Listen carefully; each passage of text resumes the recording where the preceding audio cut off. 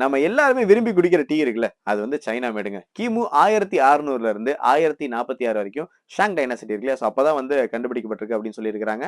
ஷெனாங் அப்படின்ற ஒரு ஃபார்மர் தான் அத வந்து கண்டுபிடிச்சாராம். இது வந்து மருத்துவ குணங்கள் வாய்ந்த ஒரு நீரா தான் இருக்கு அப்படின்னு சொல்லி எல்லாமே குடிச்சிட்டு இருந்திருக்கிறாங்க. அப்படியே நாளடைவுல வந்து பாத்தீங்கன்னா, ஒரு கிபி 9ஆம் நூற்றாண்டுல வந்து ஜப்பான் போயிருக்கு. அப்புறமேட்டு திபெத்தியர்கள் அத வந்து சாப்பிட்டுருக்காங்க. அப்புறமேட்டு போர்ச்சுகீசியர்கள், ஐரோப்பியர்கள், பிரெஞ்சுக்காரங்க சாப்பிட்டுருக்காங்க. பிரிட்டிஷ் கிட்ட போகும்போது அங்க இருக்கக்கூடியவங்களுக்கு ரொம்ப அந்த டீ வந்து ரொம்ப புடிச்சு போயிருச்சு. ஸோ அதுக்கப்புறமேட்டு என்ன பண்றாங்கன்னா, சைனால இருந்து நெறைய வாங்க ஆரம்பிக்கிறாங்க.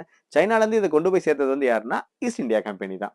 அப்புறமேட்டு அங்கேயும் வந்து டிமாண்ட் ஜாஸ்தியாக கலப்படங்கள் இதுல வந்து அதிகரிக்குது. ஏற்கனவே யூஸ் பண்ண டீய மறுபடியும் யூஸ் பண்றாங்க.